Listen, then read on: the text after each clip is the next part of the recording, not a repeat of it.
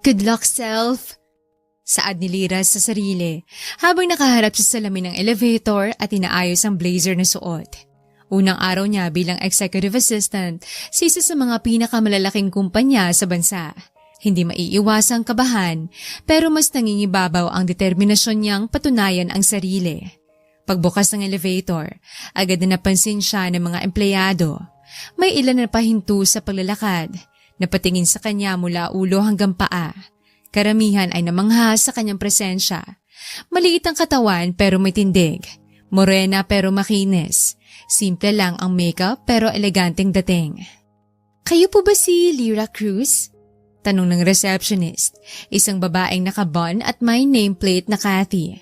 Tumango si Lyra at ngumiti. Yes, ako nga. Tumango rin si Cathy at tinurong isang direksyon. Dun pong office ni Sir Aaron. Second door sa kanan. Salamat. Pero hindi pa man siya tuluyang nakakalakad, narinig na niya mga bulungan sa paligid. Siya pa yan, si Lyra Cruz? Hala, di ba siyang dating puro tagyawat sa school? Parang ibang tao na siya. Ang ganda na. Nagparitoke kaya? Di siguro, baka skincare lang.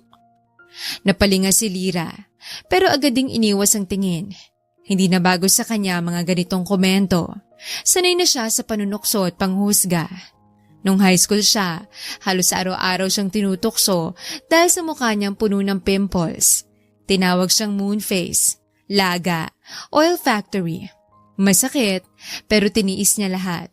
At nang makapagtapos ng pag-aaral, una niyang pinag-ipunan ang tamang skincare. Matagal, masakit sa bulsa, at may mga panahong halos sumuko na siya. Pero sulit. Ngayon, halos hindi mo aakalain na siyang Lyra noon. Miss Lyra, tawag ng isang empleyado. Boss wants to talk to you. Tumango siya. Pilit pinapakalmang sarili habang naglalakad patungo sa opisina ng boss. Sa bawat hakbang ay ramdam niyang tibok ng puso sa dibdib. Mabilis.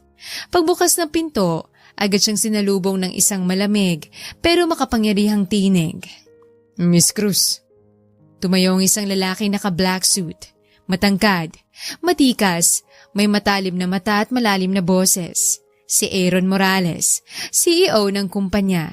Kilalang matalino, mabagsik sa negosyo at bihirang ngumiti. Please have a seat. Umupo si Lyra, pinipilit maging kalmado. Nag-usap sila tungkol sa mga dapat niyang gawin sa trabaho, mga schedule, meetings at expectations. Professional lang dapat, pero may kung anong kakaiba.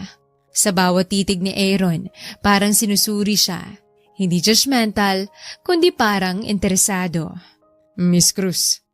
Muling tawag ni Aaron matapos ng maikling katahimikan. Ang boses niya ay malamig, pero may lalim. Para bang kahit simpleng salita ay may bigat na. Yes, sir. Saglit siyang pinagmasdan ng lalaki. Nakatukod ang siko nito sa mesa, habang ang mga daliri ay magkasalubong sa ilalim ng kanyang baba. Impressive credentials. Top of your class, scholarship awardee. Internship sa isang multinational. At ngayon, nandito ka. Hindi alam ni Lyra kung puri ba yon o pasaring. Kaya't nanatili siyang tahimik. Bahagyang tumango. Minsan na siyang napaso sa mga papuri. Dahil kadalasan, may kasunod na pero. Are you confident you can handle this role? Yes, sir. Saglit na naputol ang tinginan nilang dalawa nang bumukas ang pinto. Pumasok ang isang babae, madangkad, magarang bihis at may pulang lipstick na parang sinadyang mapansin agad. Oh, so this is the new assistant? May diin sa huling salita. I'm Vanessa. I'm close to the boss. Miss Santiago, I'm in a meeting. Please wait outside. Kagatlabing lumabas si Vanessa, pero bago makalabas ay sumulyap siya ng masama kay Lyra. Nagtanong ang mga mata nito. Ikaw? Tahimik muling opisina. You'll get used to people like her. This industry is not just about skills, Miss Cruz. It's about presence, confidence, composure. Noted, sir. At sa loob ng kanyang isip, naisip niya, hindi lang pala trabaho ang kailangan kong harapin. Kailangan ko rin patunayan na hindi lang ako yung dating tinatawanan. Kinabukasan, maaga siyang dumating. Inayos ang mesa, sinigurong kumpletong files para sa meeting ng CEO at gaya ng inaasahan, nandoon ulit ang mga bulungan. Look at her, parang model. Pero dati mukha siyang grease pan.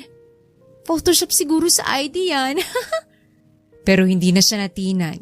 Ngumiti siya sa salamin ng cellphone habang sinisipat ang sarili. Let them talk. Hindi nila alam ang pinagdaanan ko para makarating dito. Pagbalik sa desk, dumaan si Aaron.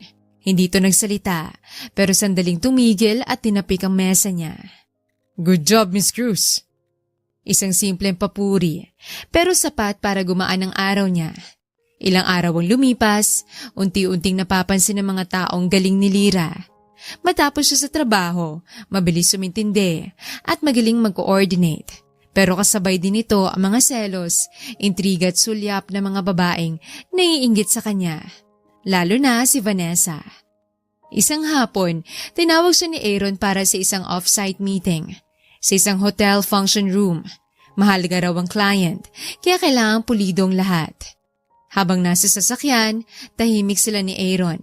Ang aircon ay malamig, pero ang presensya ng lalaki sa tabi niya ay parang nagdudulot ng kakaibang init. Relax, Miss Cruz. Nagsalita si Aaron habang may binabasa sa kanyang iPad. You're doing great. Napatingin siya sa lalaki. Sa matangos nitong ilong, sa mapupungay na mata na kahit seryoso ay may malalim na emosyon. At sa labi nitong bihirang ngumiti. Bakit parang bumibilis ang tibok ng puso ko? Sa meeting, maayos ang naging takbo ng presentation. Nakita ni Lyra kung paanong kinumbinsi ni Aaron ng kliyente gamit lamang ang pananalita, titig at kumpiyansa para bang ito'y isinilang upang mamuno. Matapos ang meeting, nagalok ang kliyente ng dinner. Sumama si Lyra bilang assistant pero hindi na niya akalaing magiging sentro siya ng usapan. So, ikaw pala ang bagong EA ni Aaron? Tanong ng matandang kliyente habang umiti. You're very charming and smart. Thank you, sir. Napatingin siya kay Aaron. Tahimik lang ito pero sa ilalim ng mesa, naramdaman niya ang magaan na pagtap ng kamay ng lalaki sa kanyang upuan. Parang sinasabi nitong, it's okay. Sa sasakyan pa uwi, tahimik muli hanggang sa biglang nagsalita si Aaron. You handled yourself well. Not everyone can survive that kind of conversation. Sanay na rin po siguro. Maraming beses na akong hinusgahan dati. Pero ngayon, I've learned not to let words define me. Nagkatinginan sila. For the first time, nakita niya si Aaron na parang hindi CEO, hindi boss, hindi intimidating figure, kundi isang lalaking parang humahanga. I like that. You're not just beautiful, Miss Cruz. You're resilient. Natahimik siya. Beautiful? Thank you, sir. Sa opisina, pansamantalang iniwan siya ni Aaron sa elevator lobby. Pagpasok niya sa elevator, muli siyang napatingin sa salamin. Good job, self. Mas confident kaysa nung unang araw, pero bago pa magsara ang pinto, may sumingit. Si Vanessa. Don't get too comfortable, Lyra. Malamig nitong sabi. Hindi porket maganda ka na ngayon, may karapatan ka na sa lahat. Ngumiti si Lyra, hindi nagpataig. Hindi ko kailangan ng karapatan, Vanessa. I'm just doing my job. Kung may problema ka doon, sorry, pero hindi akong issue mo. Nagulat si Vanessa. Hindi niya inaasahan ang tapang ng babae. At si Lyra, tahimik lang. Pero sa loob-loob niya, ito na ang simula ng pagbabago. Hindi na siyang babaeng tinutukso. Siya na ngayon ang babaeng ginugulat ang lahat. Kinabukasan, maaga na namang pumasok si Lyra. Sanay na siyang gumising ng alas 5 ng umaga, inunang light skincare routine, simpleng makeup at ang paborito niyang white blouse na may soft beige slacks. Professional pero classy. Ang buhok niya nakaayos sa isang neat low ponytail. Ayaw niyang mapansin dahil sa itsura lang. Gusto niyang mapansin dahil sa galing. Pagdating sa opisina, sinalubong agad siya ng receptionist na si Cathy. Wow, Miss Lyra, parang mas gumanda ka pa ngayon ah. Biro nito, napangiti si Lyra. Good lighting lang, Cathy. Pero kahit papano, nakatulong ang papuri para gumaan ang pakiramdam niya. Sa opisina, abala si Lyra sa pag-check ng weekly schedule ni Aaron. 3 board meetings, 2 out-of-town client visits at isang gala dinner. Fully booked ang boss niya, pero kalmado pa rin siyang natatype habang umiinom ng kape. Pagkalipas ng ilang minuto, narinig niya ang pagbukas ng pinto ng opisina ni Aaron. "Good morning, Miss Cruz." "Good morning, sir." Agad siyang tumayo at inabot ang schedule sa boss. "Here's your week itinerary. Naayos ko na rin po yung files for the board." Inabot yun ni Aaron at saglit na tiningnan. "You're efficient. I like that." Napatingin si Lyra sa kanya. Walang emosyon sa mukha ni Aaron, pero ang mga mata nito parang laging may binabasa sa mukha niya. "San ka natutong maging ganyan ka-organize?" Nagulat si Lyra. Hindi niya inaasahang magtatanong ito ng personal. Sa totoo lang po, galing ako sa public school. Dati akong student assistant para makapag-aral. Lahat ng diskarte, ginawa ko. Hindi ko kasi kayang hindi magtagumpay." Tumango si Aaron. "I admire that." Bago tuluyang pumasok si Aaron sa kanyang opisina, sandali siyang tumigil sa may pinto. "Come inside after 10 minutes. We have a strategy call with our Singapore partners." Ilang minuto pang lumipas, nasa loob na siya ng opisina katabi si Aaron habang nasa video conference sila. Naroon ang CEO ng Singapore branch, ilang executive at investors. Tahimik si Lyra. Sa unang pagkakataon na nang itanong na kung sinong nag-layout ng updated proposal visuals, siyang itinuro ni Aaron. "She did. My assistant, Miss Cruz." Nagulat siya. Hindi niya akalaing ipapakilala siya. Kahit kinabahan, matapang siyang nagsalita. "Good afternoon, everyone. I made sure the visuals are aligned with the brand language across all branches while integrating the new metrics." Pagkatapos ng meeting, lumingon si Aaron sa kanya. "Impressive." "Thank you, sir." Nang dumating ang lunch break, habang naglalakad papunta sa pantry, nadaanan niya sina Vanessa at ilan pang empleyado. "Naku, baka mamaya i-appoint na yun bilang VP dahil maganda." Narinig niya ang isa. Dapat lang siguro siyang bumalik sa school nila. Doon bagay maggaya niya. Sabat naman ni Vanessa. Hindi siya nagpahalata. Sa halip, dumiretso siya sa pantry at umupo mag-isa. Maya-maya, nagulat siya nang may lumapit sa mesa niya. "Okay ka lang?" Si Josh, isang project manager sa kabilang department. Magaan ang ngiti, may dalang juice box. "Salamat. Ayos lang." "I know it's not my business," ani Josh. "Pero ingat ka sa mga taong may insecurities. Kapag hindi nila kayang sabayan ng liwanag mo, sisirain nila yon." Natahimik si Lyra, tila tinamaan. Pagbalik sa desk, may natanggap siyang memo. Invitation for the gala dinner ng kumpanya. Formal event with partners and media. Lahat ng executives invited, including their assistants. Hindi pa man niya natatapos basahin, lumabas si Aaron sa opisina at iniabot ang isang card. "Your official invitation." "Sir, kasama po ba talaga ako?" "Of course. You're my assistant." Ngumiti siya. "Sige po, salamat." Pero sa isip niya, anong isusuot ko? Pagka-uwi, agad siyang nag-search ng murang formal dress online. Ayaw niyang gumastos ng malaki, pero gusto rin niyang presentable. Sa huli, naghanap siya ng eleganteng black dress na simple pero classy. Sakto lang sa budget. Habang tinitingnan niya ang sarili sa salamin, may narinig siyang boses sa likod ng isipan. "Hindi ka na si Moonface. Hindi ka na si Lyra na pinagtatawanan. Ngayon, kaya mo nang tumayo sa harap ng kahit sino." Pero kasama ng kumpiyansa ay ang tanong na hindi niya masagot. Bakit ganun tumingin si Aaron sa akin kanina? Hindi siya sigurado, pero alam niyang may nararamdaman siyang kakaiba. At kung hindi man yun pagmamahal, siguradong may tensyon. 3 araw bagong gala night, abala si Lyra sa pag-aayos ng schedules at pagre-review ng logistics para sa paparating na corporate event. Tumatawag siya sa suppliers, double-checking seating arrangements at sinisiguradong smooth ang magiging flow ng gabi para kay Aaron at sa mga VIPs. Ngunit habang abala siya, lumapit si Cathy mula sa front desk. Miss Lyra, may delivery po para sa inyo. Napakunot ang noon ni Lyra. Delivery? Wala naman akong in-order. From an exclusive boutique raw po, personalized, pinadala dito. Maya-maya ay dumating ang isang staff mula sa luxury fashion store. May dalang garment bag na may embossed initials, LC. Pagkabukas ng bag, isang eleganteng emerald green gown ang lumantad.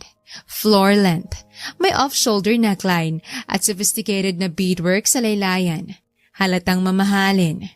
Kasama sa loob ang isang maliit na card na may simpleng sulat kamay. You represent the company. Make an impression. AM. Natigilan si Lyra. AM. Aaron Morales. Hindi pa siya nakaka-react nang napansin niyang unti-unti nang nagsisilipan ng ibang empleyado sa paligid. OMG, sa kanya yan? Ang ganda! Designer gown to ah!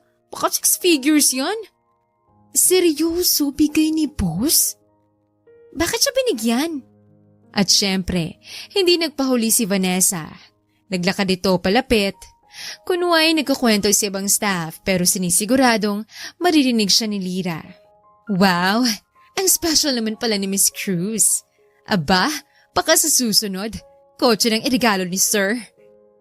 Baka nga! Sabat ng isa. Tahimik lang si Lyra. Hindi niya alam kung matutuwa, mahihiya o mabibigatan sa atensyong natatanggap.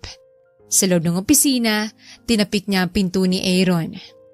Sir, salamat po sa gown pero sana po hindi na kayo nag-abala. Tumingin si Aaron sa kanya. Kalmadong boses pero diretso. You'll be representing me. I don't want second-rate impressions. You deserve to look the part.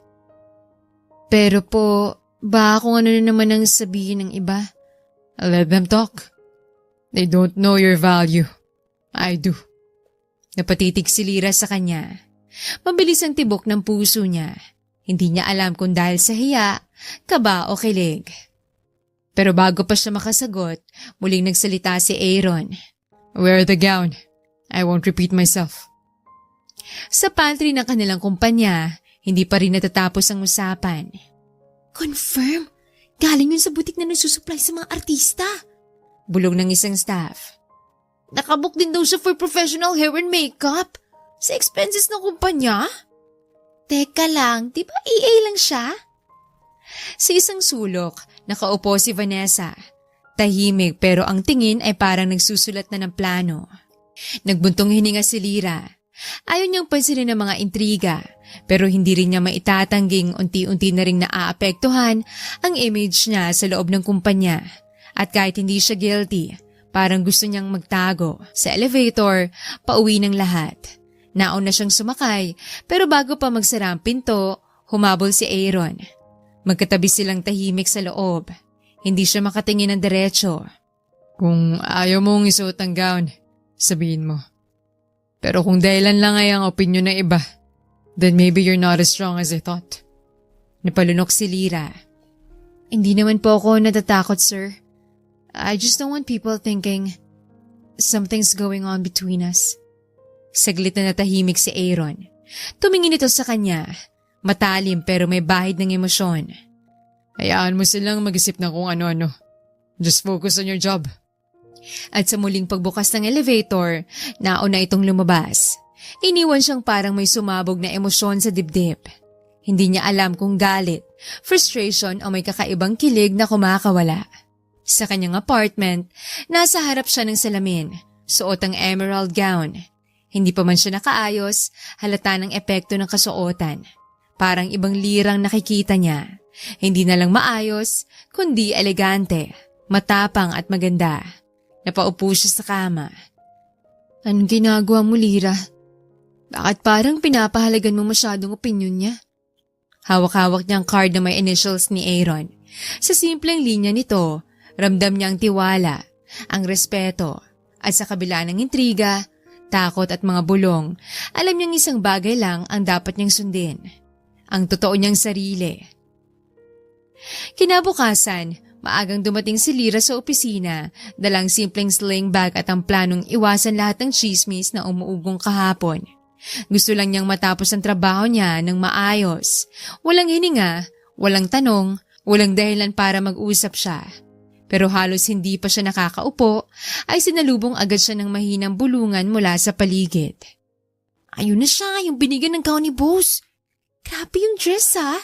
Baka siya nang i-date ni Sir sa gala. Assistant ka ba talaga o something more? Pinilit ni Lyra na wag mo nang pansinin. Nabukas siya ng laptop, tinutok ang sarili sa calendar at emails. Pero ang totoo, mabilis ang tibok ng puso niya. At sa kabila ng intriga, takot at mga bulong, alam niyang isang bagay lang ang dapat niyang sundin. Ang totoo niyang sarili. Kinabukasan, maagang dumating si Lyra sa opisina. Dala ang simpleng sling bag at ang planong iwasan lahat ng chismis na umuugong kahapon. Gusto lang niyang matapos ang trabaho niya ng maayos. Walang intriga, walang tanong, walang dahilan para pag-usapan siya. Pero halos hindi pa siya nakakaupo, ay sinalubong agad siya ng mahinang bulungan mula sa paligid. Ayun na siya, yung binigyan ng gown ni boss. Grabe yung dress ha, baka siya nang date ni Sir sa gala. Assistant nga ba talaga o something more? Pinilit ni Lyra na wag pansinin. Nagbukas siya ng laptop, tinutok ang sarili sa calendar at emails. Pero ang totoo, mabilis ang tibok ng puso niya. Bandang 9:00. Miss Cruz, pinapatawag ka ni Sir sa opisina. Wika ni Cathy na may bahid ng ngiti sa labi. Tumango si Lyra, bumuntong hininga bago tumayo. Huminga ng malalim bago pumasok. Pagbukas ng pinto, nadun si Aaron. Nakaupo, seryosong muka pero ang mga matay agad na tumama sa kanya. You're early. Always, sir. Pinaturo nito ang ilang documents. Pumesto si Lyra sa harap ng mesa. Itinurong tamang schedules at tinukoy ang mga delegate ng international partners. Ngunit sa kalagitnaan ng paliwanag, napansin niyang nakatitig si Aaron sa kanya. Tama po ba, sir? You're prepared. Napayuko si Lyra, umiling ng bahagya. Lagi naman po. Pero bago pa siya makalabas ng opisina. Miss Cruz. Sir? I want you to leave early today. Get some rest. Prepare for tomorrow. Napatingin siya. Sir, okay lang po ba yon? Tumango si Aaron. Diretsong tingin sa kanya. You've done enough this week. And gusto kong ma-enjoy mong gala. This is your moment too. Hindi alam ni Lyra kung anong mararamdaman. May kung anong lambing sa boses ng boss niya. Kahit pilit itong panatilihin ang pagiging profesional. Sige po sir. Thank you. Habang palabas siya ng opisina, sa hallway, sinalubong siya ni Vanessa. Palaging naka-heels at palaging may pakialam. Leaving early? Anito kunway inosente. Yes, sir's order. Wow! Gown, break time. Anong susunod? Honeymoon leave? Sarkastikong ngiti ni Vanessa. Ngumiti si Lyra. Hindi mapagmataas, hindi rin nagpatalo. Ginagawa ko lang trabaho ko. Maybe you should focus on yours too. Halos mabilaukan si Vanessa. Pero bago pa siya makabawi, tuluyan ang nakalabas si Lyra. Dalang lakas ng loob na matagal niyang hinintay. Sa kanyang apartment, bandang hapon, pinagmamasdan ni Lyra ang gown na nakasabit sa likod ng pinto ng kanyang kwarto. Suot niya ang robe, habang iniisip kung paano siya napunta sa ganitong punto ng buhay. Mula sa dating tuksuhin, ngayon ay iniimbitahan sa gala ng kumpanya. Sa isang gabing may media, business elites at higit sa lahat, si Aaron. Nag-ring ang phone niya, si Camille, dati niyang roommate sa college. Girl! Ikaw nga yung nasa list ng invitees? Kasama ka sa table ni Mr. CEO? Ha? Paano mo nalaman? Umiikot na sa social media yung leak guest list ng Morales Corp Gala. And guess what? Lyra Cruz, executive assistant, assigned to table 1. Di kasama mo si Boss Aaron. Halos malaglag ang phone ni Lyra. Hindi niya alam kung matutuwa o matataranta. Lyra, don't get me wrong But, are you and your boss? Ani Camille. Hindi ganun. Di wag kang magpapadala. Just late at night. Dumating ang pinakahihintay na gala night. Sa harap ng Morales Grand Ballroom, isa-isang dumarating ang mga bisita. Mga negosyante, celebrities, foreign delegates, lahat naka-formal attire, bawat kilos ay elegante. At sa isang sulok, nakatayo si Lyra. Hawak ang maliit na clutch bag. Suot ang emerald green gown na bigay ni Aaron, may pulidong hair bun at soft glam makeup na ginawa ng hired stylist. Simula ulo hanggang paa, parang ibang tao siya. Nanginginig ang kamay niya, pero pilit niyang pinatatag ang sarili. Just walk, smile, breathe. Pagpasok niya sa ballroom, halos sabay-sabay ang mga ulong na palingon sa kanya. Siya pa yun? Si Lyra! Grabe, parang siyang artista. Parang hindi siya yung EA na laging nakapants at blazer. Binigyan siya ng gown ni Post, diba? Ibang level. Ang dating mapanuksong bulungan, ngayon ay may halong paghanga at inggit. Si Vanessa na nasa kabilang table ay halos mabitawan ng wine glass na nakita. Halos lumuwa ang mata niya habang nakatingin kay Lyra na parang hindi makapaniwala. Pero si Aaron, ibang usapan. Nasa dulo siya ng ballroom, kausap ang ilang investors. Pero nang tumama sa peripheral vision niya ang emerald green na gown, nilingon niya ito agad. Tumigil siya sa pagsasalita. Parang nawala ang ingay ng paligid at ang tanging nasa harapan niya ay si Lyra. Hindi siya nakangiti, pero hindi rin naka-poker face. May kakaibang intensity sa tingin niya, para bang na-hypnotize mo siya ng presensya ni Lyra. At si Lyra sa wakas, naglakad patungo sa designated seat sa harap, table 1, kung saan nakaupo rin si Aaron. Good evening, sir. Mula sa mahigpit na CEO, sandaling nag-relax ang mukha ni Aaron. You clean up well. Thank you po sa gown. Bagay nga sa'yo. Sa kalagitnaan ng programa, lahat ay abala sa speeches, awards at business talks. Pero si Lyra, hindi maiiwasang mapansin. Lalo na ng mga camera ng media na gumagala. She's stunning. Who's she with? Bulong ng isang guest. She's with Morales Group. Personal assistant ng CEO. You sure? She looks like a VIP herself. Samantalang si Aaron, tahimik lang. Pero sa bawat sandaling may tumitingin kay Lyra, nauhuli ni Lyra ang tingin ng lalaki. Matulis, mapanuri, at tila hindi gusto ang mga sulyap ng ibang lalaki sa kanya. Maya-maya, tumayo si Aaron at tumungo sa stage para magbigay ng closing remarks. Sa harap ng spotlight, matikas ang CEO. Matatag ang boses, klarong mensahe, pero sa isang sandaling tila hindi napansin ng iba, dumapong mata niya kay Lyra at ngumiti. Hindi ngiti para sa crowd, hindi para sa investors. Ngiti para lang sa kanya. Nag-init ang pisngi ni Lyra. Anong ibig sabihin ng ngiting yon? At bakit mabilis na naman ang tibok ng puso ko? Nababaliw na ata ako. Pagkatapos ng programa, nagkakaguluhan na sa photo area. May mga group pics, may mga selfies, at may iilan na gustong makipag-network. Nilapitan si Lyra ng isang foreign delegate. You're Morales' assistant. You were excellent in the Singapore proposal meeting. Beautiful and smart. Thank you, sir. Pero bago pa makasunod ang susunod na tanong, may dumating na isang anino sa gilid niya, si Aaron. Excuse us. Paalam ni Aaron sa delegate. Diretso at may authority. Hinila niya si Lyra palayo. Patungo sa isang tahimik na sulok ng ballroom. Sa terrace. Tahimik. Malayo sa ingay. Kung saan tanaw ang city lights. Tumayo silang dalawa sa ilalim ng hanging lights. Sir? Hindi lang sila ang sinurpresa mo, Miss Cruz. You surprised me too. Nagulat si Lyra. Surprised? You held yourself with grace, elegance, like you were meant to be seen. Hindi agad nakasagot si Lyra. Sa harap ng malamig na hangin, mainit ang kanyang pisngi. Hindi ko po alam kung... Itigil mo ang paghingi ng sorry. Deserve mong maparito. And you deserve to shine. Katahimikan. Tanging tibok ng puso niya ang maririnig. Ayaw mo ba talaga sa atensyon? Sanay na po akong hindi napapansin. Pero ngayong napapansin ako, natatakot akong baka hindi ako tanggapin. Hayaan mo sila. Isang tao lang naman na kailangan mo patunayan. Sabay silang napatingin sa isa't isa. Sino po? You. Bumukas muli ang terrace door. Si Vanessa. Sorry to interrupt, sir.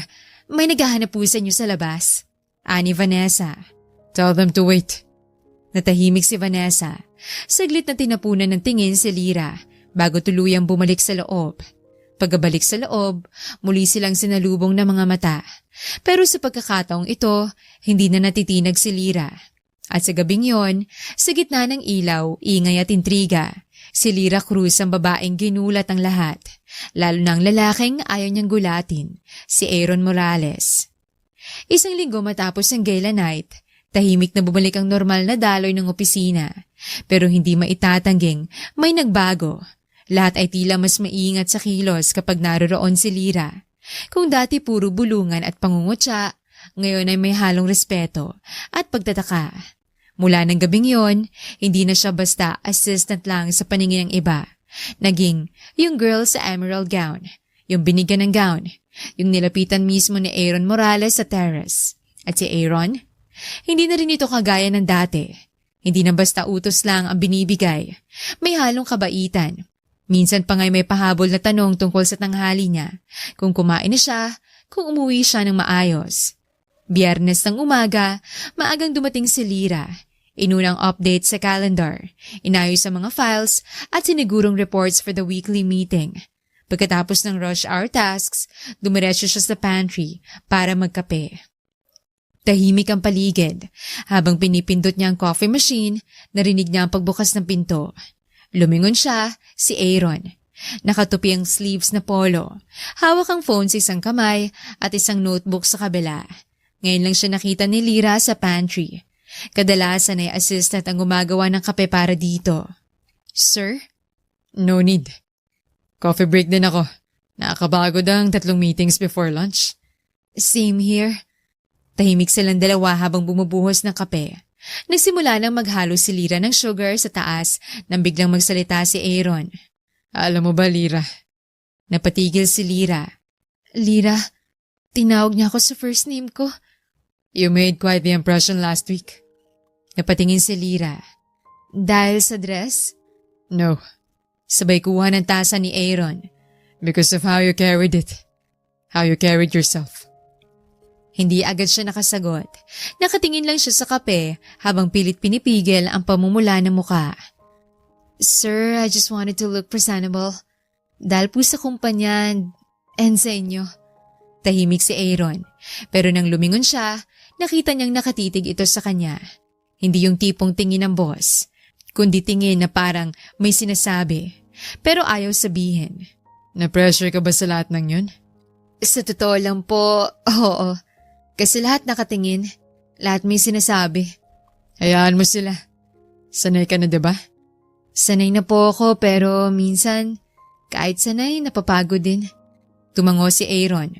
Umupo sa may dulo ng pantry counter at tinapik ang upuan sa tabi niya. Upo ka. Just for 5 minutes. Hindi kita kakainin. Napatawa si Lyra. Bahagyang natanggal ang kaba. Umupo siya. Nasa magkabilang gilid lang sila ng maliliit na mesa. May kape sa pagitan nila at katahimikang hindi nakakailang. Anong ginagawa mo pag day off? Nagulat si Lyra. Bakit niyo po natanong? Curious lang. Lagi kitang nakikita sa office. Serious, prepared, professional. Pero hindi ko pa nakikita si Lyra na hindi nagtatrabaho. Saglit na napaisip si Lyra. Well, minsan po naglalakad ako sa park, minsan sa bookstore. Pero madalas, natutulog lang po, recharging. Ngumiti si Aaron. Simple. Tahimik like you. Napatitig si Lyra sa kanya at para bang bumagal ang oras. May sandaling katahimikan, walang cellphone, walang utos, walang papel na kailangang pirmahan. Si Aaron Morales at si Lyra Cruz. Magkatabi, nagkakape, nagkakakilala. Paglabas nila ng pantry, ilang matang sumulyap. Hindi nakaligtas sa paningin ni Vanessa na sabay silang lumabas, parehong may hawak na kape, parehong may banayad ng ngiti. Sobra na talaga to. Bulong ni Vanessa sa katabi niya. Umaabot na hanggang pantry. Pero si Lyra wala nang pakialam. Kasi sa unang pagkakataon, ramdam niyang hindi na lang basta respetong binibigay sa kanya ni Aaron. May tiwala, may pag-aalaga, at baka unti-unting may pagtingin. Lunes ng umaga, kasabay ng muling pagpasok ng mga empleyado sa opisina, isang memo ang biglang naging usap-usapan sa buong Morales Corporation. All department heads and project liaisons are required to attend the initial briefing for the upcoming expansion project, led Mr. Aaron Morales, Assistant Ms. Lyra Cruz. Hindi lang si Lirang nagulat. Pagkabasa niya ng memo, napapitlag siya. Project assistant? Sa isang high-level expansion? Lalo pang lumalim ang mga bulungan sa paligid. Siya na naman? Big project to Bakit si Lyra? Dati lang EA, ngayon nasa core team na. At si Vanessa, naka-cross arms, may ngiting hindi mo malaman kung pandidire o inggit, ay umiiling habang binabasang email sa screen. Pinapaboran talaga, bulong niya sa sarili.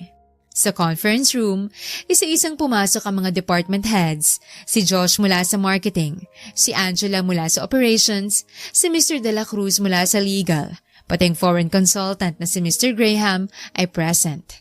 At syempre si Aaron na laging huling dumarating pero palaging hinihintay ng lahat. Good morning. Kasunod niya si Lyra, hawak ang laptop, isang folder at umupo sa tabi ni Aaron. Let's begin. Habang umiikot ang diskusyon, pinakita ang presentation sa screen. Isang bagong mixed-use development project sa Batangas. Commercial, residential, and ecotourism elements combined. This is the most ambitious project Morales Corp has done in 5 years. Ms. Cruz will assist in logistics, interdepartment coordination, and external partnerships. All directives pass through her. Biglang humabang leeg ng ilan sa paligid. Ang ibang department heads, kitang kaba. Ang iba, irita. Lyra Cruz? Ani Vanessa. Yes. Problem? Napayuko si Vanessa. No problem, sir. Nagkunwaring abala si Lyra sa kanyang notes, pero ramdam niya ang tensyon. Hindi niya hiningi ang posisyong ito, pero may tiwala si Aaron sa kanya at hindi niya ito bibiguin. Makalipas ang isang oras, tapos na ang meeting, pero naiwan si Lyra sa loob ng conference room, inaayos ang files. Biglang pumasok si Aaron, dalang iPad niya. Ang galing mo kanina. Sir? You didn't even flinch when they questioned your role. That's what I need beside me. Someone who stands her ground. Sanay na po akong pagdudahan. Pero hindi po ako sanay maprotektahan. Napatingin si Aaron sa kanya. Tingin mo pinoprotektahan lang kita? Napatitig si Lyra sa kanya. Hindi makasagot. Hindi mo pa ba naiisip, Lyra? Baka kaya kita nilalapit sa trabaho ko. Dahil gusto ko makasama ka. Not just professionally. Sandaling katahimikan. Walang ibang tao sa conference room. Walang camera. Walang papel na kailangang pirmahan. Pero bago pa tuluyang bumigay ang katahimikan sa damdamin, bumukas ang pinto. Si Vanessa. Oh, sorry. Akala ko wala ng tao. Sabay irap. Binitbit ni Aaron ang iPad. We're done here. Nagkatinginan pa si Lyra at Vanessa. Hindi sila nagsalita, pero isang bagay ang malinaw. Hindi lang bagong project ang umuusad. May mas malaking pangyayaring papalapit at hindi yun kayang idaan sa memo. Biyernes, 6:00 ng umaga, maagang nakita sina Lyra at Aaron sa lobby ng Morales Tower. Ready? At iniabot sa kanya ang company ID at site badge. Yes, sir. Bitawan mo na yan, sir. Wala tayong boardroom ngayon. Napalunok si Lyra. Okay, Aaron. Tumangong lalaki, bahagyang ngumiti. Mas bagay. Sa loob ng SUV, 3 oras ang biyahe mula Maynila papuntang Batangas. Tahimik si Lyra habang nakatingin sa labas. Pilit hindi pinapansin ang katahimikan nilang dalawa. Pero maya-maya, may gusto akong tanungin. Napalingon si Lyra. Ano yun? Do you ever regret staying in this company? Kahit ang daming pressure, intriga. Napaisip si Lyra. Hindi. Kasi kahit mahirap, dito ko nahanap yung sarili kong halaga. Dati lagi akong kino-question. Ngayon kahit papano may tiwala mga tao sa akin. Tumango si Aaron. I never doubted you. Even when everyone else did? No. In fact, it's the only thing I'm sure of lately. Pagdating sa Batangas site, mainit, maalikabok, pero kahangang-hangang laki ng lote, tanawang bundok sa likod at ang lawak ng taniman sa paligid. Kasama nila mga engineers, contractors at logistics team. Lahat ay abala sa sukat, inspeksyon at pagpaplano. Lira, dito tayo. Naglakad sila papunta sa area kung saan planong itayo ang main building. May drone na lumilipad sa taas, nagdo-document ng site layout. Imagine mo, 5 years from now, may malaking hotel, commercial strip, a garden park. You'll be part of that legacy. Legacy mo? Ours. Kinagabihan sa guest house, nagsimulang bumuhos ang ulan. Malakas, halos hindi marinig ang sarili sa labas ng conference room. Ma'am Lira, Sir Aaron? Tawag ng coordinator. Delikado na pong bumiyahe pabalik. Pa-cancel na po yung ibang shuttle. Bukas na lang po kayo umuwi. Napatitig si Lira sa basang bintana. Overnight tayo? Don't worry. I made sure na may rooms kayo. Safe dito. Bandang 9:00, matapos ang hapunan at meeting wrap-up, tumambay si Lira sa may lanay ng guest house. May dala siyang kape at iPad. Nagre-review ng notes. Maya-maya, lumabas si Aaron dala ang sariling mug. Hindi ka pa natutulog? Hindi pa po. Hindi pa. Umupo ito sa tabi niya. Ang lakas ng ulan. Parang damdamin minsan. Bigla na lang bumubuhos. Napatawa si Lira. Philosophical ka ngayon? Maybe it's the rain. Or maybe it's the fact na wala tayong takas ngayon. Nagkatinginan sila. Katahimikan. Tanging patak ng ulan lang ang maririnig. Biglang umihip ang malakas na hangin. Tumilapon ang ilang papel sa mesa. Tumayo si Lira para habulin ito at halos sabay silang napayuko ni Aaron. Nagkatitigan. Ilang pulgada lang ang pagitan. Walang nagsalita, pero maraming nasabi. Lunes ng umaga, tahimik si Lira habang binubuksan ang desktop sa kanyang cubicle. Tila ordinaryong araw lang, ngunit may kakaibang pakiramdam sa dibdib niya. Isang klaseng kaba na hindi niya maipaliwanag. Nasa harap na siya ng screen nang biglang bumulaga ang isang headline na ibinahagi ng halos lahat ng empleyado sa chat group. Who's the woman always seen with billionaire CEO Aaron Morales?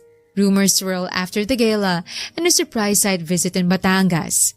May kasamang blurred photo, mukhang kuha ng paparazzi o staff na palihim na nagpicture. At kahit hindi malinaw, alam niyang siya yon. Nakatayo sa gilid ni Aaron habang nasa site. May isa pang kuha. Habang nasa hallway sila ng gala, lahat ng larawan may isang consistent factor. Silang dalawa ni Aaron magkasama sa hallway. Grabe, nakita mo na? Bulong ng isang empleyada. Siya raw ang rumored girlfriend ni boss? Assistant lang yun, di ba? Assistant o asawa sa tago? Dumaan ka ba sa pantry? Si Vanessa umiikot na naman. Feeling media. May dalang printout ng article. Sa opisina ni Aaron, maingat na pumasok si Lira. Sir, dala ni Lirang reports. Hindi agad nagsalita si Aaron. Nasa harap ito ng monitor, binabasa rin ng parehong article. Maya-maya, tumingin sa kanya, kalmadong tono pero matalim ang mata. I'm having PR take it down. Sir, okay lang po. Hindi na mention ang pangalan mo, but they're implying things. That's dangerous for you. Tahimik si Lira. Hindi niya alam kung matutuwa siya sa pag-aalala nito o matatakot sa posibleng epekto. Kakausapin ko sila. Make a statement. Pero agad siyang umiling.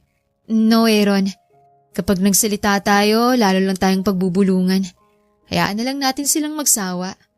Sa elevator, nagkasabay sina Lira at Vanessa. Walang ibang tao. Ngunit mas maingay ang katahimikan. Ayan na palang trending. Sabi ni Vanessa, kunway kaswal. Pakiramdam mo ba, fairy tale to? Huwag mo akong simulan, Vanessa. Wow, sumisingit na. Dahil ba sa article? O dahil totoong laman? Hindi sumagot si Lira.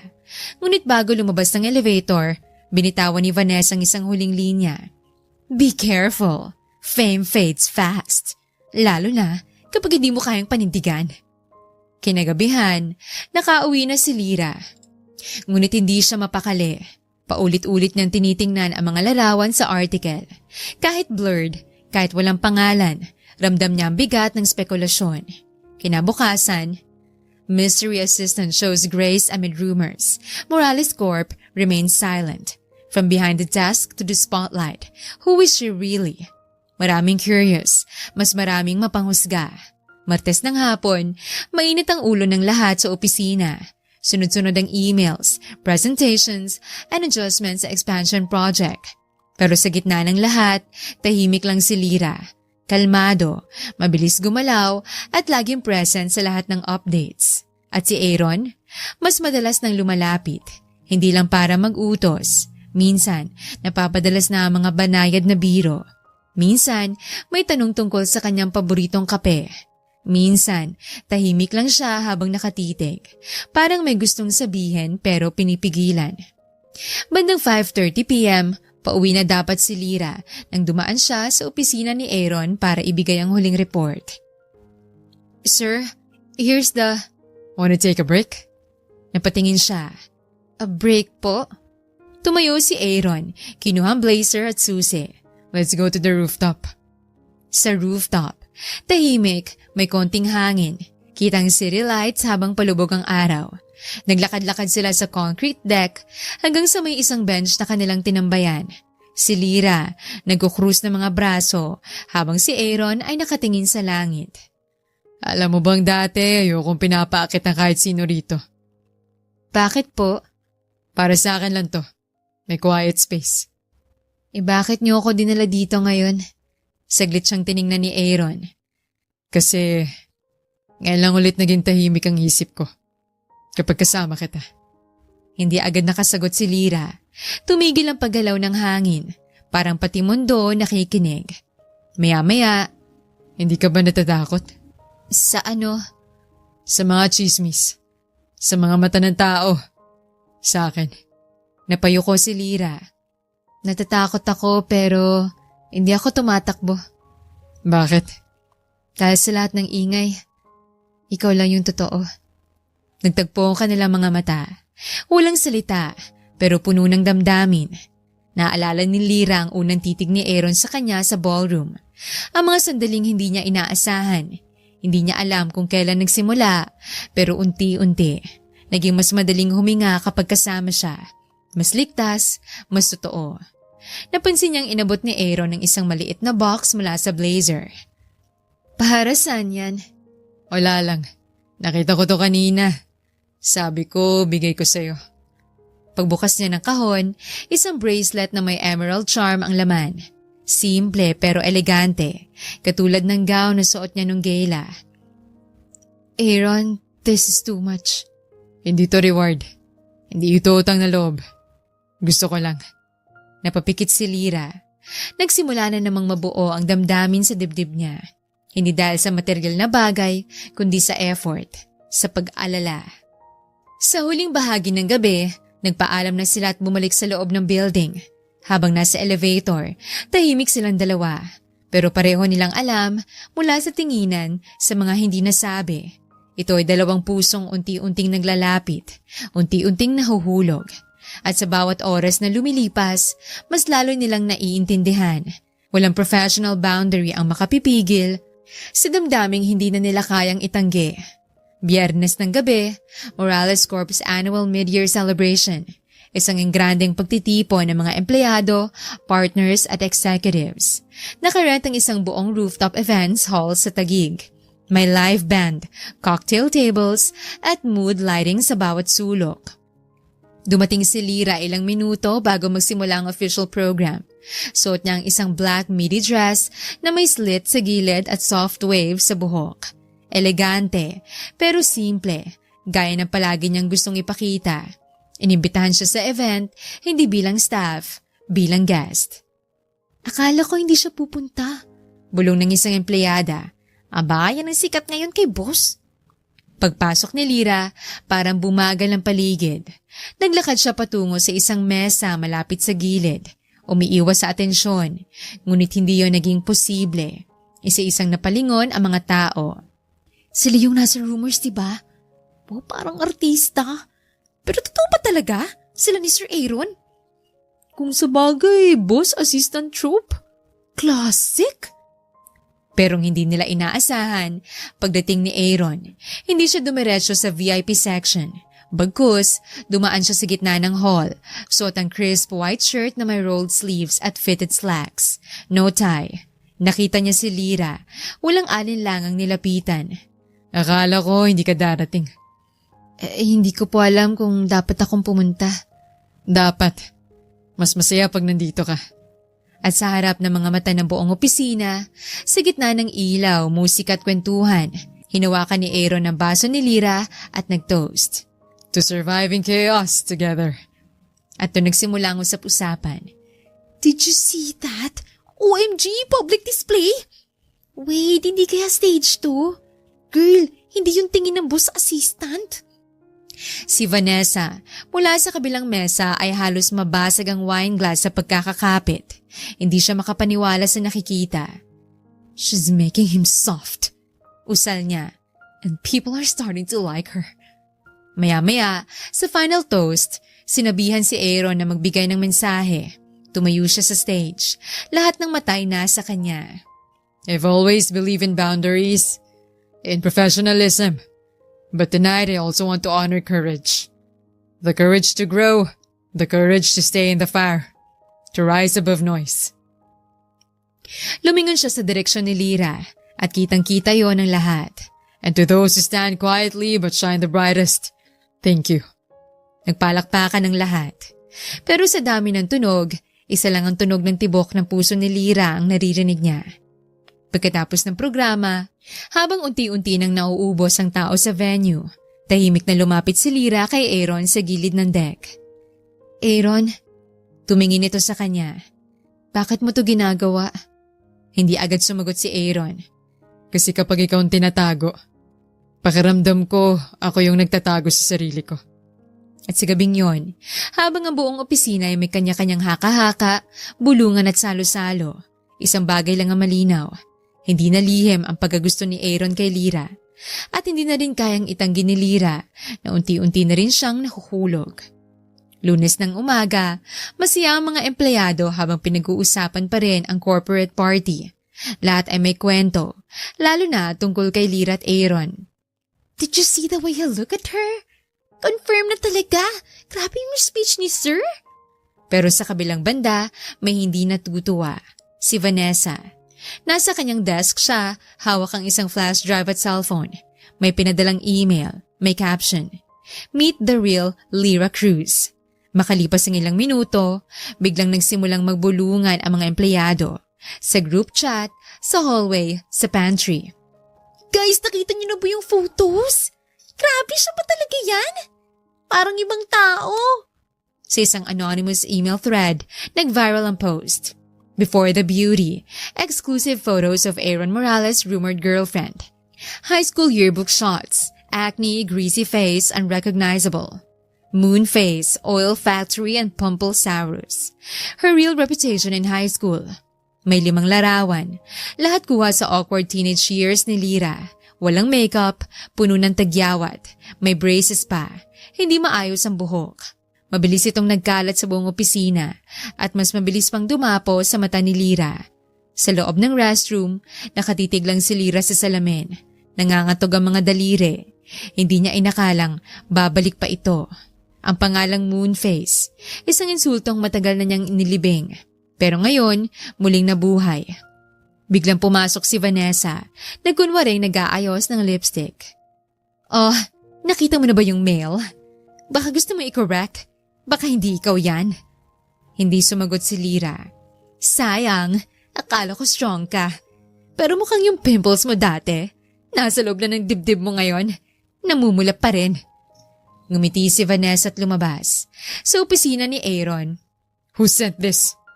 Galit na tanong ni Aaron habang pinapakitang screenshots ng kumakalat na email. Still checking, sir. Sagot ng IT. It was sent from a dummy account. Paglabas ng staff, tahimik na tinawag ni Aaron si Lyra. Pagkapasok nito, agad siyang tiningnan ng lalaki.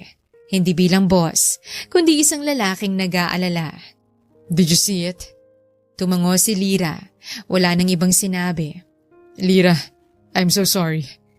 Wala kang dapat ihingi ng sorry, Aaron.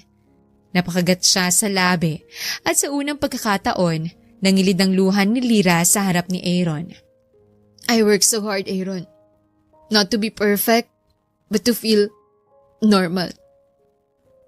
At ngayon, parang binalikan ko yung impyerno. Tumingin si Aaron sa kanya, mariin. Hindi ka babalik dun. Tumayo si Aaron. Alam mo kung anong nakita ko sa larawan? Tahimik si Lyra. Nakita ko isang babaeng hindi sumuko. A girl who didn't fake her way into beauty, but earned every inch of it. I'm not ashamed of who you were, Lyra. And you shouldn't be either. Kinabukasan, isang company-wide memo ang lumabas mula kay Aaron mismo. We do not tolerate bullying or harassment in this company. Any employee caught circulating personal attacks, digital or verbal, will face full disciplinary action. Kasabay nito, naglabas siya ng statement sa internal network. No one has the right to define someone by their past. I stand with Miss Lyra Cruz, not because of any rumor, but because she exemplifies strength, professionalism, and grace under fire. She deserves respect. Sa pantry, tahimik ang lahat ng dumaan si Lyra. Walang bulungan, wala ring mata na nangungutya. At nang lumapit si Vanessa sa kanya, dalang kunwaring ngiti, tumayo si Lyra ng tuwid. Next time you dig up the past, make sure hindi ako yung ililibing mo sa sarili kong kwento. Hindi nakapagsalita si Vanessa. Halatang hindi inasahang lalaban si Lyra. Sa rooftop, kinagabihan, tahimik silang dalawa ni Aaron, nakatingin sa syudad. Thank you. Don't thank me. I do it again. And again, and again. Tumawa siya ng mahina, pero mabilis na ang tibok ng kanyang puso. Sabado ng hapon, nakatitig si Lyra sa isang invitation na hawak-hawak. You're formally invited as a guest speaker at the 12th Annual Women in Business Leadership Forum. Your story has inspired many. We hope you can share your voice. Women Rise PH. Bakit ako? Bakit hindi si Angelo kahit sinong mas mataas ang posisyon? Makalipas ang 2 araw, sa Hotel Grand Ballroom, banayad ang mga ilaw. Pawang kababaihan ang nasa panel. Mga business leaders, executives, CEOs at mga estudyante mula sa kilalang mga universidad. Nakatayo si Lyra sa likod ng entablado. Suot ang isang puting jumpsuit na simple, ngunit elegante. Walang makapal na makeup. Siya lang. Natural, matatag, kalmado. Ang susunod na tagapagsalita, Miss Lyra Cruz, Executive Assistant at Project Liaison ng Morales Corporation. Anunsyo ng host. Habang papalapit siya sa podium, dama niya bigat ng bawat hakbang. Pero kasabay niyon, dama rin niyang lakas sa bawat isa. Tahimik ang lahat sa unang mga segundo. Tiningnan niya ang mga tao, lahat ng mata nasa kanya. Huminga siya ng malalim. Magandang hapon po. Hindi po ako pinanganak sa yaman. Wala po akong diploma mula sa Ivy League. At hindi rin ako galing sa pamilyang puno ng CEO. Pero meron ako. Ay acne, braces, oily skin. At halos araw-araw akong tinutukso nun. May mahinang tawa mula sa ilan. Hindi dahil sa pangungutya, kundi dahil sa pagkaka-relate.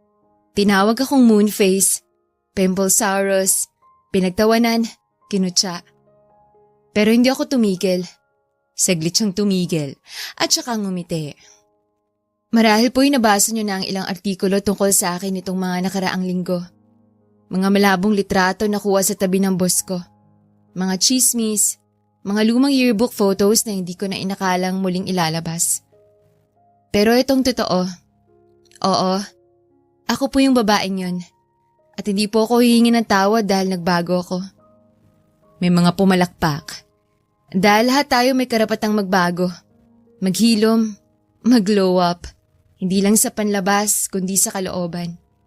At walang sino man, walang chismis, walang litrato, walang insulto, ang pwedeng bumawin yun sa akin. Sa gitna ng mga tao, nasa bandang likuran si Aaron. Tahimik ngunit proud.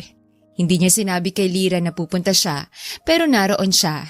Nakaitim na button-up, nakatawid ang mga braso at tanging kay Lyra lamang nakatutok ang tingin. Sa tabi niya, yumuko ang HR head ng Morales at bumulong. She's not just a rising star. Siyang tipo ng babaeng dapat nating ipundasyon. Hindi nagsalita si Aaron, pero maliit na ngiti sa kanyang labi, sapat na ang sinasabi.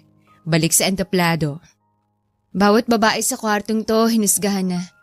Masyadong maingay, masyadong tahimik, masyadong maganda, masyadong simple, masyadong matalino, masyadong mabait.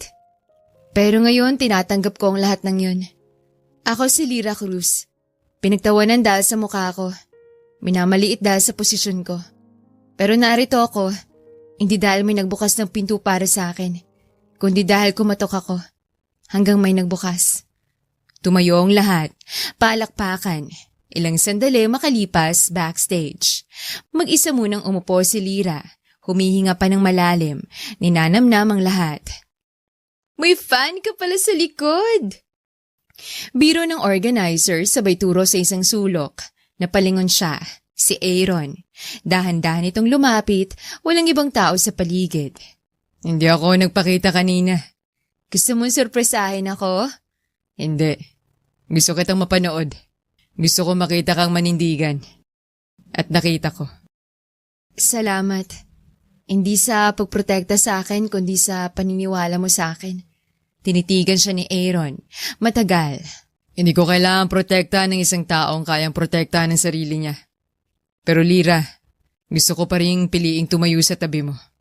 Napayuko si Lyra. Hindi dahil sa hiya, kundi dahil sa damdaming ayaw pa niyang buuin. Hindi pa ngayon. Isang araw, sa isang pagkakataon, Aaron. Ngumiti si Aaron. Basta't kasama ako sa mga araw na yon. Isang linggo matapos ang Women in Business event, tahimik sa buong Morales Corp. Wala nang bulungan, wala nang maling tingin. Si Lyra ay mas iginagalang pa ngayon, hindi lang dahil sa koneksyon niya kay Aaron, kundi dahil sa sarili niyang galing at tapang. Pero sa isang sulok ng opisina, may apoy na hindi pa rin mapatay. Si Vanessa. Hindi siya makatulog, hindi makakain, hindi matanggap na ang babaeng minsang pinagtatawanan ay ngayon tinitingala. At higit sa lahat, si Aaron mismo ang nasa tabi nito.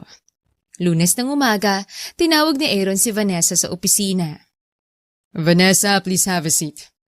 May kasamang HR, may hawak na envelope. Agad tumigas ang ekspresyon ni Vanessa. Ano to?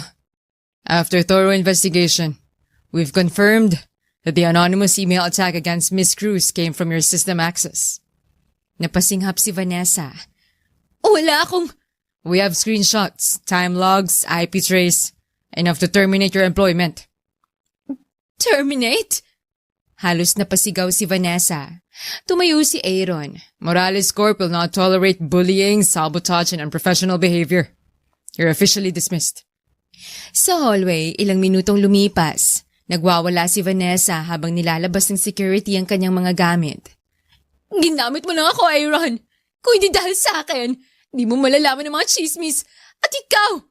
Sabay tutok kay Lyra na nakatayo sa dulo ng hallway. Tahimik pero matatag. Ikaw! Mapapahiya ka rin. Hindi ka forever princess. Pinulot ka lang sa putek. Iba ka pa rin sa amin. Tahimik si Lyra. Tumigil si Vanessa sa harap niya.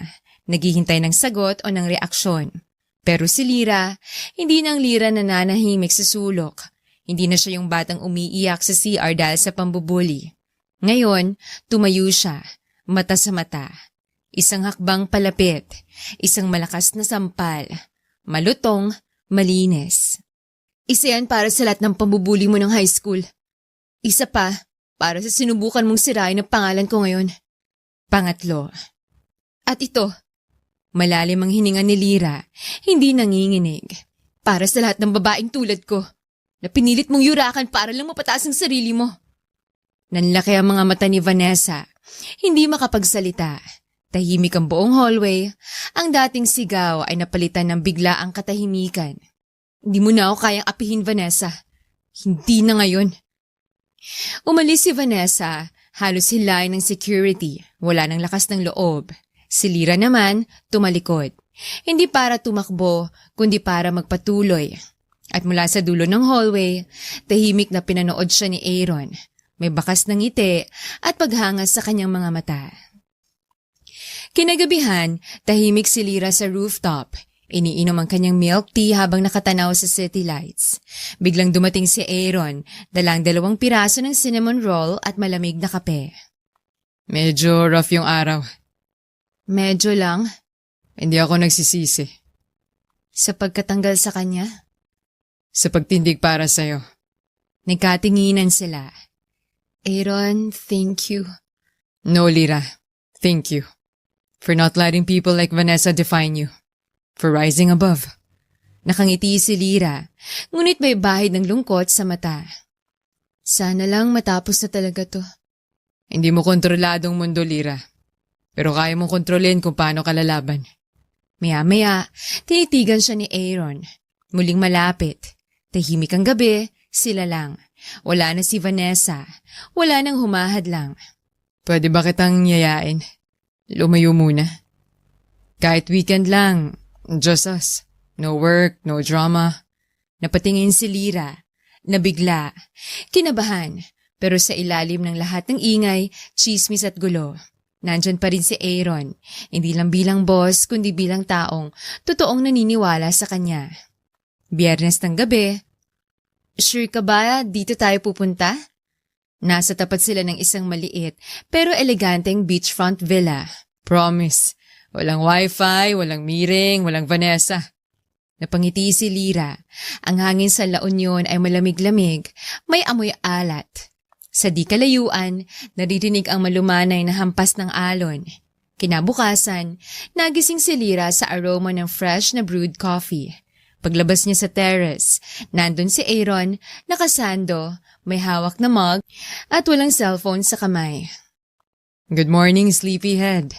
Good morning, boss. Rule number 1, no calling me boss this weekend.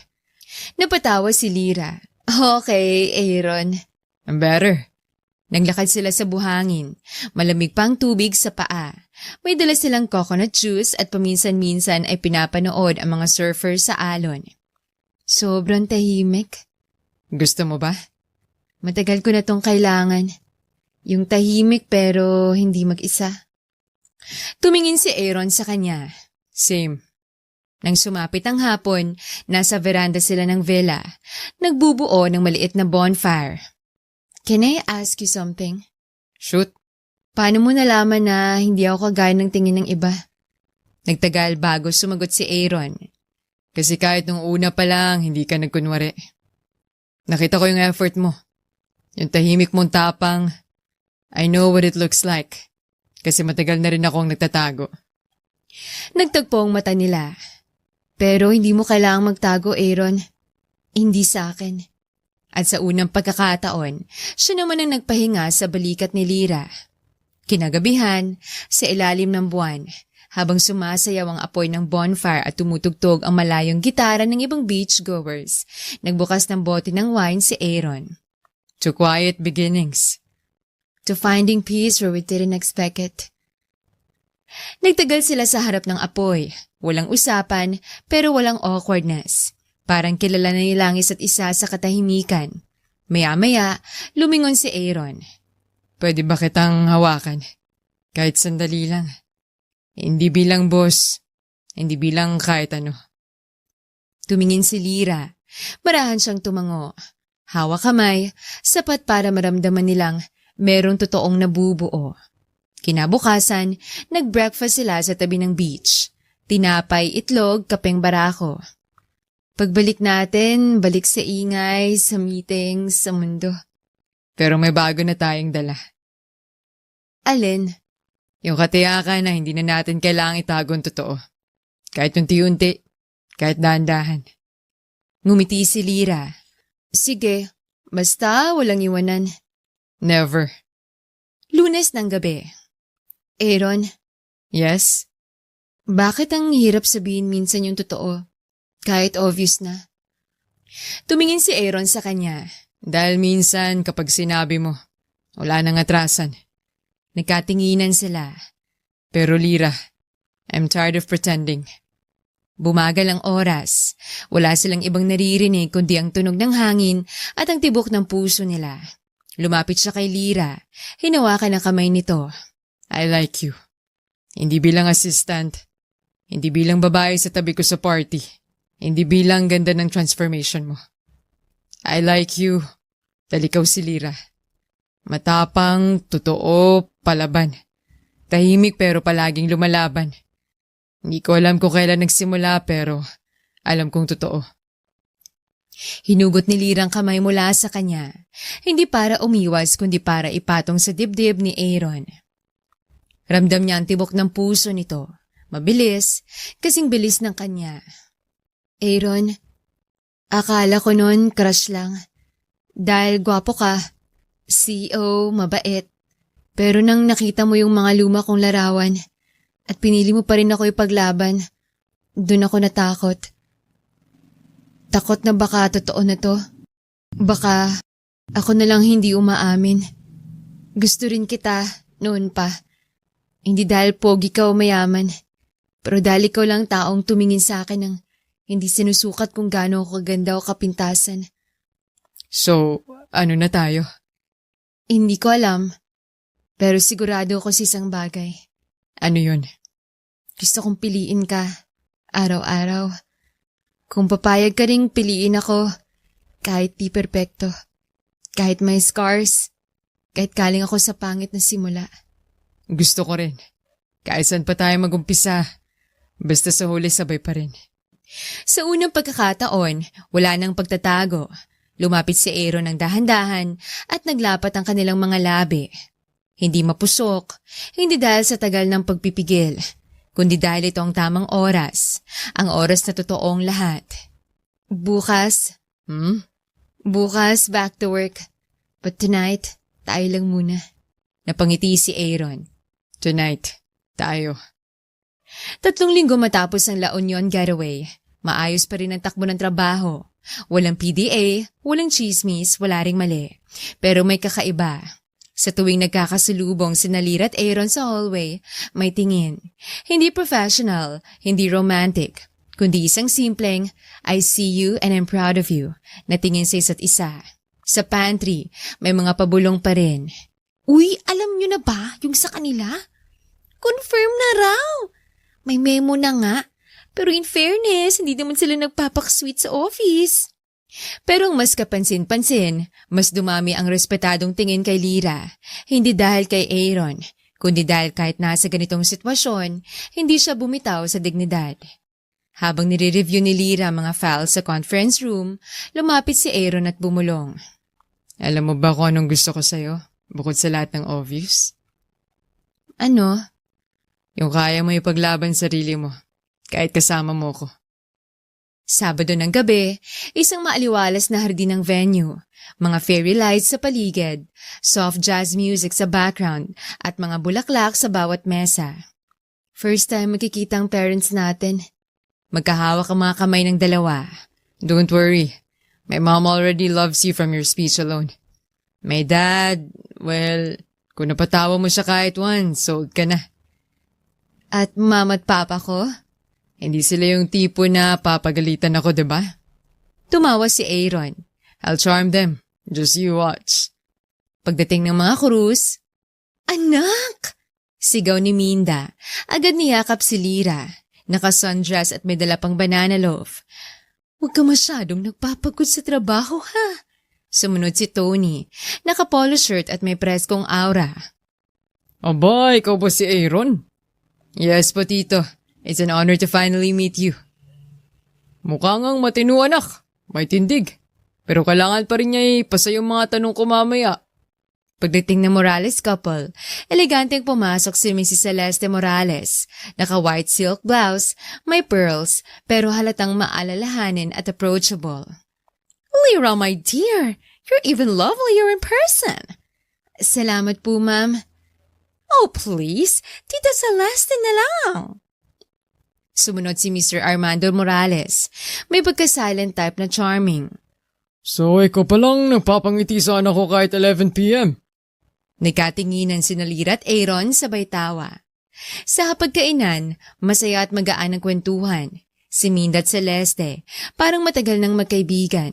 Si Tony at Armando, parehong may hilig sa gardening, kaya nagtuloy-tuloy ang usapan. Ano, Tony? Tanong ni Armando.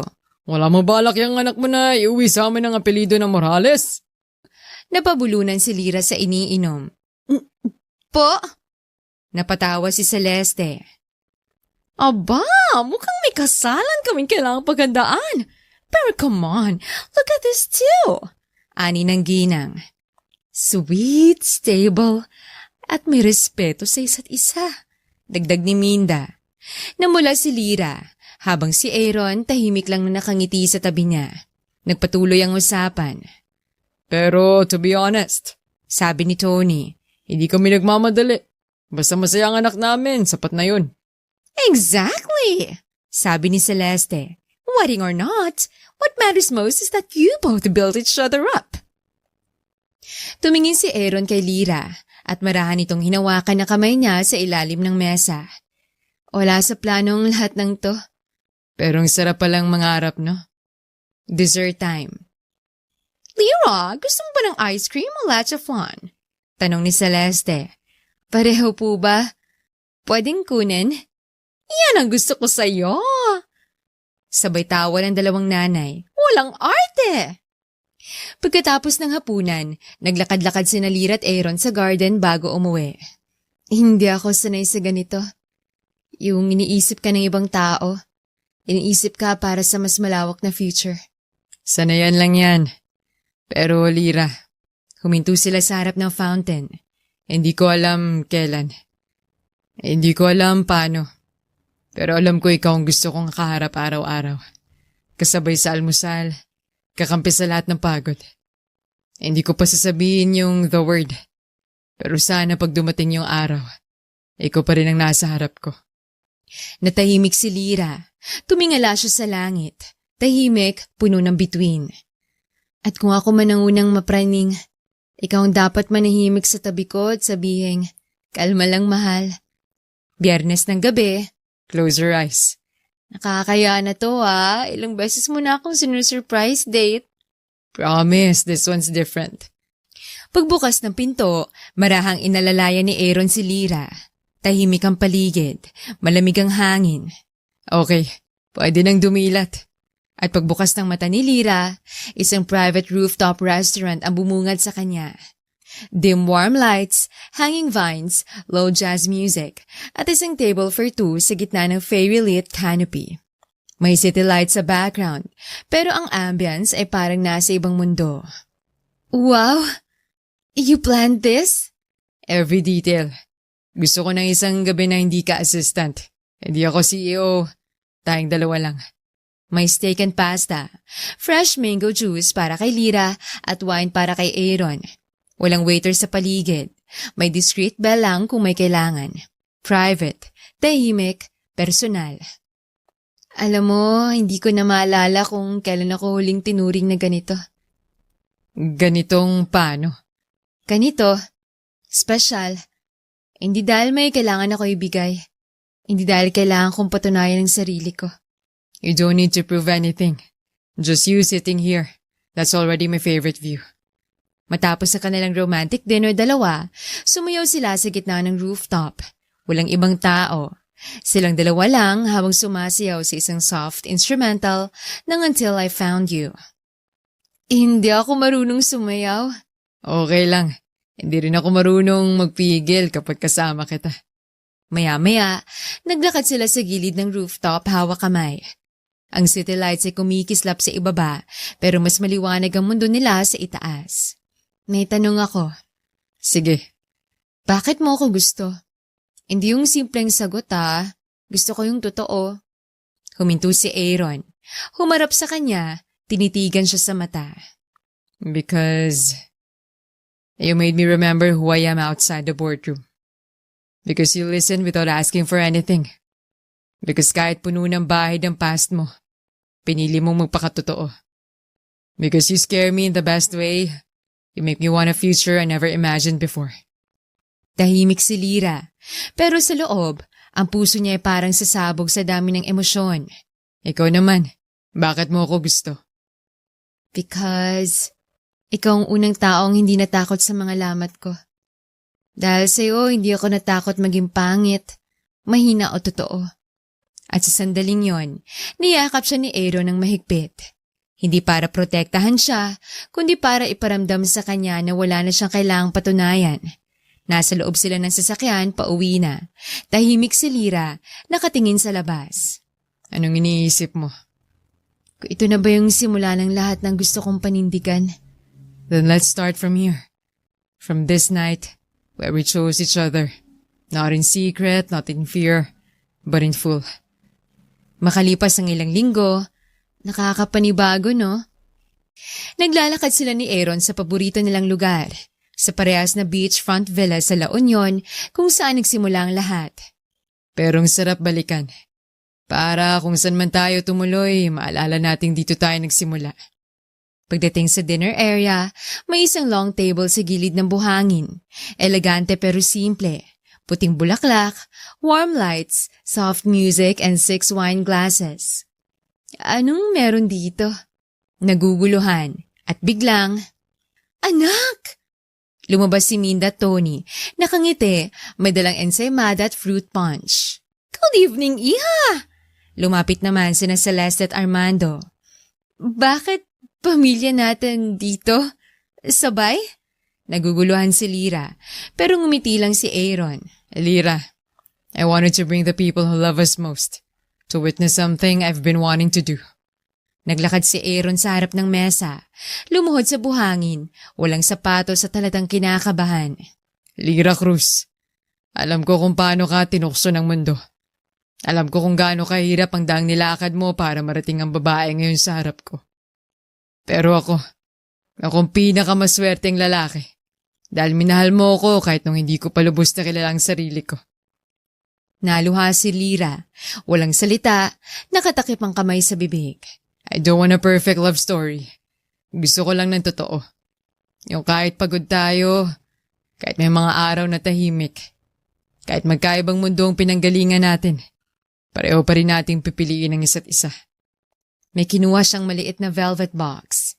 Will you marry me, Lyra Cruz? Gusto mo bang gisingin ako araw-araw habang buhay? Napatulo ng luha ni Lyra. Tumawa habang umiiyak. Inikot ang tingin. Nakitang ina niyang nakangiti pero umiiyak. Ang ama niyang tahimik pero may luha sa gilid ng mata. Nakita rin niya ang mga magulang ni Aaron. Nakahawak sa isa't isa, parehong nakangiti, parehong payapa. Yes, 1,000 times yes. Palakpakan, iyakan, yakapan. Lumapit si Aaron, itinayo siya at mahigpit na niyakap. Habang magkayakap sa veranda, may tanong si Lyra.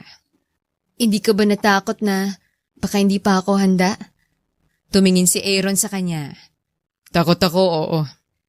Pero mas takot ako hindi mo malaman kung gaano kita gustong piliin habang buhay. 2 linggo matapos sa proposal, let's book the Grand Morales Hall. Nakabukas ang laptop ni Aaron at may 3D mock-up na ng isang high-profile wedding setup, chandeliers, flower walls at iba pang kakailanganin sa kanilang kasal. Tahimik si Lyra. Napansin ko rin, baka we can invite a business network. Tapos si mom and dad gusto rin magpadala ng invites abroad. Wait, love, kailangan ba talaga ganito kalaki? Napatingin si Aaron. Why? You don't like it? Sa sumunod na araw, kinita nila si Mia, isang kilalang luxury wedding coordinator. I've worked with the Morales before. Ani Mia habang pinapakita ang Pinterest board-style ideas. We can fly in imported ponies, real crystal centerpieces, and maybe a pre-wedding shoot in Switzerland? Actually, gusto ko sana mas simple, intimate. Yung beach or garden, tapos close friends lang. Napatingin si Mia kay Aaron, tapos balik ulit kay Lyra. Uh-oh, I thought this was a society wedding. Tahimik sila sa sasakyan. Malamig ang hangin pero mainit ang tensyon. I'm not trying to make it a spectacle. Gusto ko lang ibigay sa'yo kung anong best. But that's not what I want. Hindi ko pangarap ang stage. Ang gusto ko yung maramdaman natin. Hindi yung pinapanood tayo. You deserve to be celebrated. I don't need an audience to feel loved. Kinabukasan, umakyat si Lyra sa bahay ng mga magulang niya, sa lumang bahay kung saan siya lumaki. Tumambay siya sa kusina habang si Minda ay nagluluto ng tsampurado. Ano bang iniisip mo, anak? Tanong ni Minda. Parang laki ng mundo namin ngayon. Nakaka-overwhelm. Hinawakan siya ni Minda sa kamay. Anak, ang kasal hindi dapat paligsahan. Dapat salamin niya ng relasyon niyo. Kung saan kayo totoo, hindi kung anong maganda sa picture. Dagdag pa ng ginang. Sa kabilang banda, kasama ni Aaron si Celeste sa flower supplier office. Do you think I'm pushing too much, Mom? Honestly? Sagot ni Celeste, nakangiti. Yes, but only because you think giving her the grandest wedding equals giving her the grandest love. Tama nga si Lyra. Dagdag niya. Minsan, love means quiet choices. Humility, letting go of control. Nagkitang muli sina Lyra at Aaron sa Cafe Lunshan, ang paborito nilang lugar kapag kailangan ng katahimikan at klarong pag-uusap. Sabay silang nagsalita. Sorry. Napatawa sila, sabay tinginan. Halatang pareho ng pagod sa hindi pagkakaintindihan. Simulan natin ulit. Tumango si Aaron, may ngiti sa labi. Sabihin mo nga, ano ba talagang pinakamahalaga sa'yo? Yung makita kitang nakangiti nung araw na yon. Ako rin. Ngumiti si Lyra at tumingin sa malayo na para bang iniisip ang hinaharap. At ngingiti pa rin ako, kahit pa nasa ilalim tayo ng chandelier o nakayapak sa buhangin. Basta magkasama tayo. Doon nagsimula ang kanilang pagkakaintindihan. Pumayag si Aaron na sa tabing dagat ganapin ang kasal. Simple, presko at payapa. Pero may isang Morales touch na hindi pwedeng mawala, ang kanilang kilalang music ensemble. Pumayag naman si Lyra na magsuot ng designer gown, pero tanging gawang lokal na artista na matagal na niyang hinahangaan. Nilimitahan nilang bisita sa 80 katao. Walang press, walang social media coverage, walang bonggang publicity. Tanging tunay na tao, tunay na pagmamahalan. Isang buwan bagong kasal, habang pinipili nila ang calligraphy sa wedding invites, napatingin si Aaron sa kanya. Sino tayo kung hindi tayo magkaiba? Ngumiti si Lyra. Masaya pa rin, kahit sa bawat away, mas natututo tayong piliin ng isa't isa. Hindi lang sa simula, kundi sa bawat hakbang. 5 araw bagong kasal, nakatingin si Lyra sa refleksyon niya sa salamin. Hindi pa siya naka-makeup, pero suot na niya ang robe na may nakaburda. Future Morales. Parang hindi pa rin totoo. Ako to? Ako yung ikakasal? Kinabukasan, may masaya, may abalang-abala. Pero si Lyra, tahimik. Halos hindi lumalabas ng kwarto. Napansin na yun ni Minda. Anak! Malumanay niyang sabi habang nagdadala ng tsaa. Masaya ka ba talaga? Oo naman ma, masaya, sobra. Pero hindi agad siya tumingin sa mama niya. Natatakot lang ako minsan na baka di ko deserve to. Na baka isang malaking pagkakamali lang na pinili ako ni Aaron. Naupong ginang sa tabi ng anak. Alam mo ba kung anong una kong naisip nung dinala mo siya rito? Tanong ng kanyang ina. Ano? Yan ang lalaking may paningin. Hindi lang basta mata. Paningin. Kasi nakita ka niya hindi lang sa ganda mo ngayon, kundi sa buong kwento mo. Napaluha si Lyra. Huwag mong hayaan ng takot sirain ang simula mo. Tahimik sa villa, habang ang alon ay malumanay na bumabagsak sa buhangin. Nasa veranda si Lyra, nakaupo mag-isa. Hawak ang lumang locket na may picture niya nung high school. Pimples, awkward smile, mahiyain. Tumulong luha sa pisngi niya nang marinig niya ang isang pamilyar na tinig. Pwede akong umupo? Si Aaron, naka-joggers, hoodie, walang bitbit kundi isang pirasong moon-shaped keychain. Hindi ba bawal makita ang bride? Di bulag ako. Kung di kita makita, hindi ako mapapalagay. Hanggang sa bumulong si Aaron. Kinakabahan ka? Tumango si Lyra. Hindi dahil ayoko, kundi dahil ang laki ng binago ng mundong to. At baka bigla na lang akong mawala sa sarili ko. Kinuha ni Aaron ang moon keychain at pinakita sa kanyang mapapangasawa. Alam mo ba kung bakit to, Moon? Bakit? Because kahit wala siyang sariling liwanag, pinipili pa rin niyang magliwanag para sa gabi. Ganyan ka sa akin, Lyra. Kahit anong dilim, andyan ka. Kahit paulit-ulit kong tanungin kung deserve mo to, ang sagot ko palagi, ikaw lang gusto kong kaharap sa altar. Tumulong luha ni Lyra sa narinig. Can I hold you?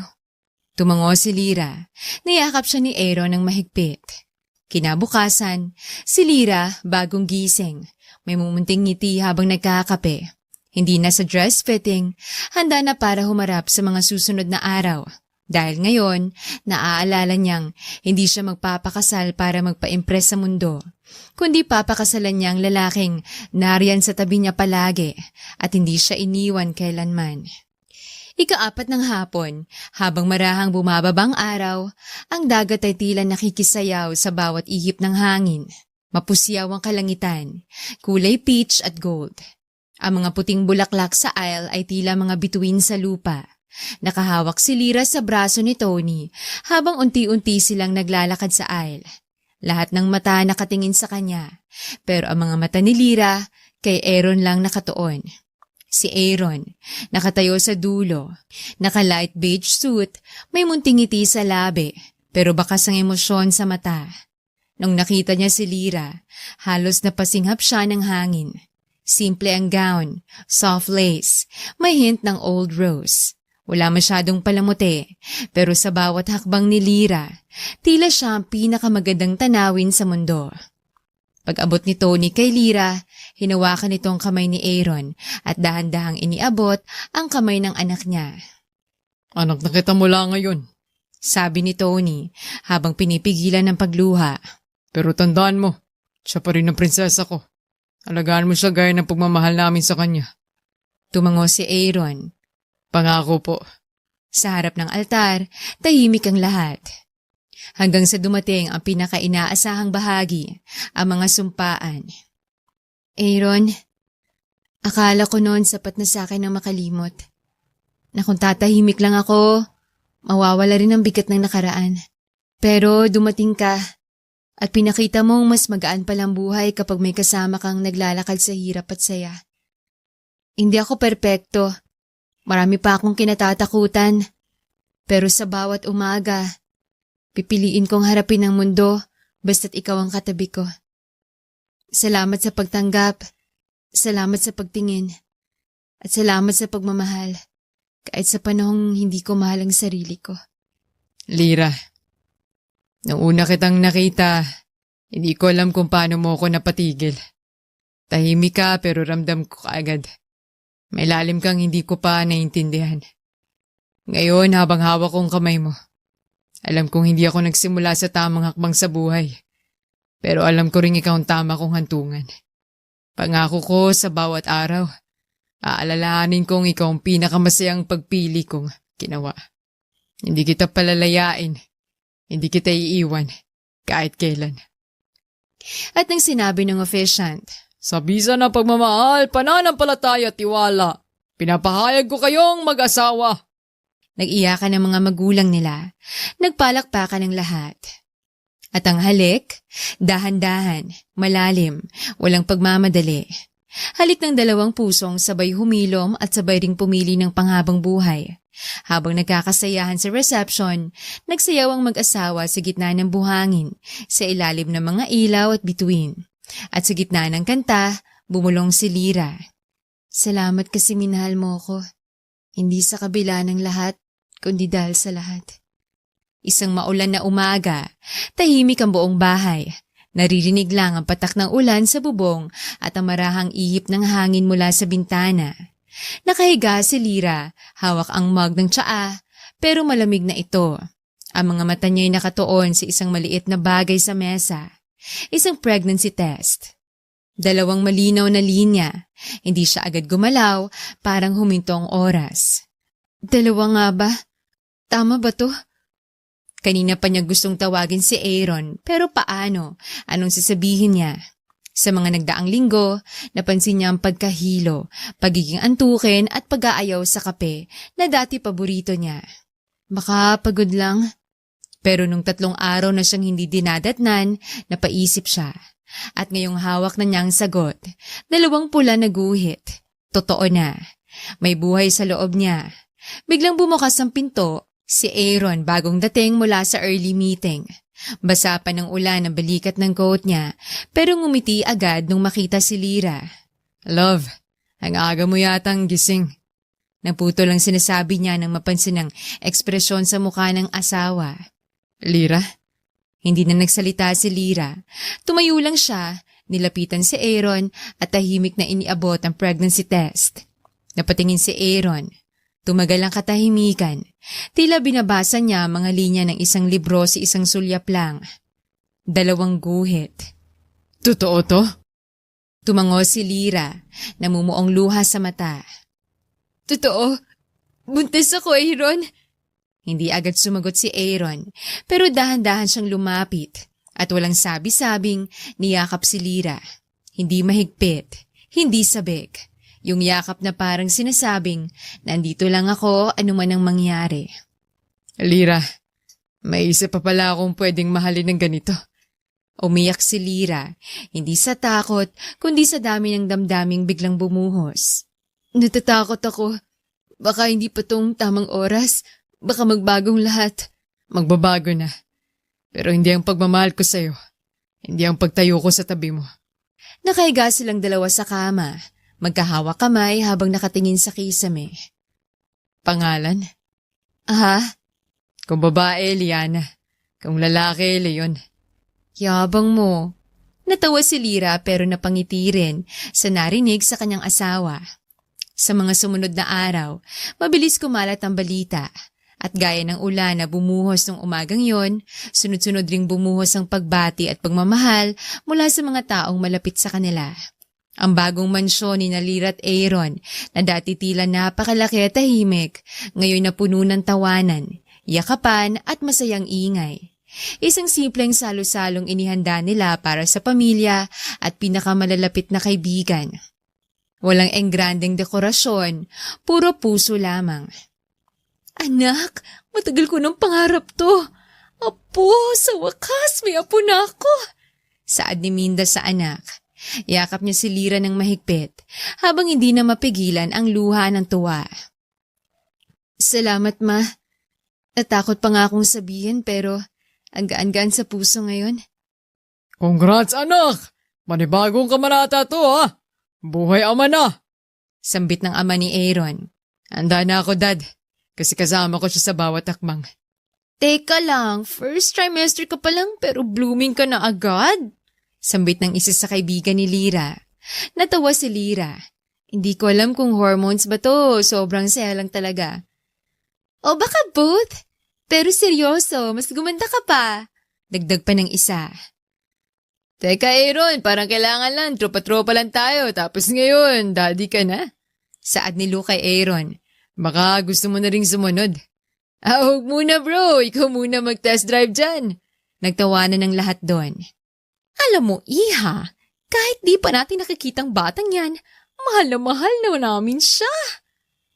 Sambit ng ina ni Aaron kay Lyra. Hinahaplos ang tiyan nito. Napaka-blessed ko po talaga. Salamat, Mom. Nagpaikot-ikot ang mga tray ng pagkain. Lutong bahay, paborito ng lahat. May taho sa gilid, tsokolate sa mesa at sariwang prutas na inihanda mismo ni Aaron. Nagkaroon ng munting games para sa guess the baby's gender. Sa kalagitnaan ng gabi, habang lahat ay abala sa kwentuhan, sumulyap si Lyra kay Aaron. Hawak nitong tiyan niya, marahang hinihimas, tila nakikipag-usap sa munting buhay na nasa loob niya. Nandito na talaga tayo. Simula pa lang to, love. At hindi mo na kailangang maglakad mag-isa. At sa gabi ring yon, habang umuulan sa labas, napuno ng liwanag ang loob ng kanilang tahanan. Isang bagong simula, isang bagong buhay, at isang tahanang puno ng pagmamahalan. Nagsimula man sa pagkakakilala bilang isang boss at assistant at ang mga pangungutya kay Lyra na pilit niyang tinatakasan. Nakilala naman niya si Aaron na hindi siya iniwan at sa halip ay siya ay dinamayan. Naging maganda at maayos ang samahan nila at nahantong sa pag-iibigan. At ngayon, magkasama na sila habang buhay kasama kanilang munti na hindi pa lumalabas sa mundo.